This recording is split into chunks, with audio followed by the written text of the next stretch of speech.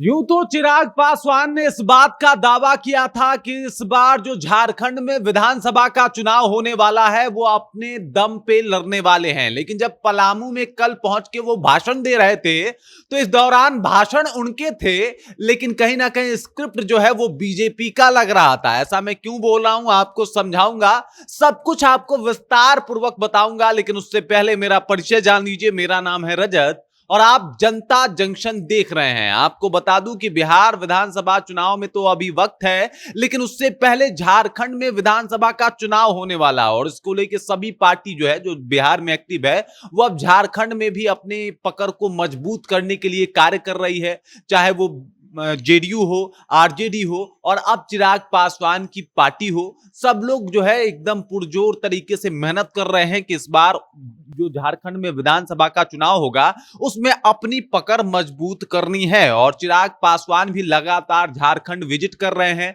लगातार झारखंड में कई रैलियों को संबोधित कर रहे हैं और लोगों से मिलकर बातचीत कर रहे हैं। इस दौरान वो पलामू पहुंच जाते हैं और पलामू में उनको देखने और सुनने के लिए हजारों लोगों की भीड़ इकट्ठी हो जाती है। वहां पे वो भाषण देना शुरू करते हैं। भाषण में क्या बताते हैं ये मैं आपको बताऊंगा, लेकिन उससे पहले सोचिए कि पलामू में जिस स्टेज से लोगों को संबोधित चिराग पासवान कर रहे होते हैं, उसी स्टेज पे बीजेपी का झंडा लगा होता है और बीच में चिराग पासवान अपनी बातों को रख रहे होते हैं। देखिए, दो बात है।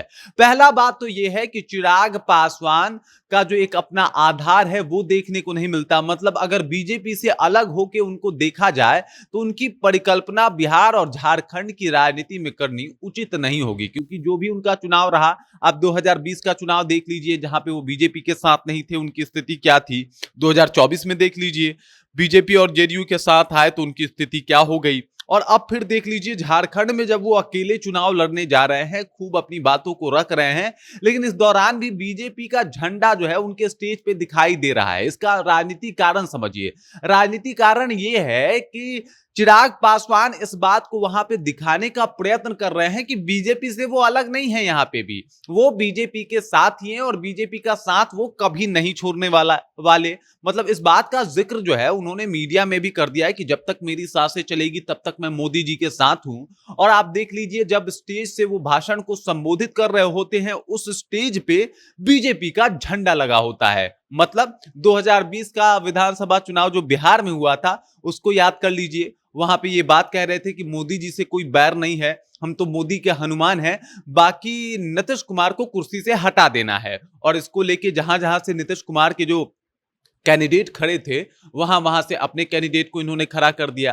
अब देखना यह होगा कि जब झारखंड में विधानसभा का चुनाव होगा, वहां पे जब बीजेपी अपनी प्रत्याशी उतारेगी, तो क्या चिराग पासवान उन सभी जगहों से जहां से बीजेपी अपनी प्रत्याशी उतारेगी वहां से अपने प्रत्याशी उतारेंगे, या फिर उन जगहों से अपने प्रत्याशी उतारेंगे जहां से बीजेपी अपनी प्रत्याशी नहीं उतारेगी। अब देखिए, इसके पीछे का कारण भी समझ जाइए। चिराग पासवान चाहते थे कि वहां से, मतलब झारखंड से, उनको 33 सीटें मिले। एनडीए में इसके ऊपर बात बनती हुई नजर नहीं आई, तो चिराग पासवान ने इस बात का भी दावा कर दिया कि अगर एनडीए में इतनी सीटें मुझे नहीं मिल रही है तो कोई बात नहीं, मैं अकेले चुनाव लड़ूंगा। और इसको लेके वो काफी सारा जो है प्रयास भी कर रहे हैं, एक्टिव भी हैं, लगातार झारखंड जा भी रहे हैं। लेकिन भाषण के दौरान पलामू में जब पहुंचते हैं तो झंडा जो है वो बीजेपी का लगा लेते हैं। मतलब वो अपने आप को ये दिखाने की कोशिश कर रहे हैं कि चाहे कुछ भी हो जाए, हम बीजेपी से अलग नहीं होने वाले और हम बीजेपी के साथ हैं। तो हो सकता है, जैसे मैंने आपको बताया, कि बीजेपी जिस तरीके से काम कर रही है, जिस तरीके से खेला कर रही है, कहीं जो बिहार विधानसभा 2020 में हुआ था, कहीं झारखंड में इस तरीके का मामला ना देखने को मिल जाए। मतलब चिराग पासवान कहीं उसी तर्ज पे तो काम नहीं कर रहे कि जहां जहां से जेडीयू और बाकी दल अपने पास अपने जो प्रत्याशी उतारेंगे वहीं से मैं अपना प्रत्याशी उतारूंगा। तो इस वजह से कहीं ना कहीं झारखंड का माहौल अलग होता जा रहा है। और दूसरी बात यह है कि चिराग पासवान का अपना वोट आधार कितना है, ये सब कुछ क्लियर हो गया है। मतलब बिना बीजेपी का उनका काम नहीं चलने वाला, चाहे फिर विधानसभा का चुनाव हो, या फिर लोकसभा का चुनाव हो, या फिर बिहार में चुनाव हो, या फिर झारखंड में चुनाव हो। बाकी इस खबर को लेके, इस बातचीत को लेके, इस जानकारी को लेके आप क्या सोचते हैं, आपके जहन में क्या कुछ चल रहा है, कृपया कमेंट कीजिए और अपना विचार हम तक पहुंचा दीजिए। बाकी आप देख रहे हैं जनता जंक्शन और मेरा नाम रजत है।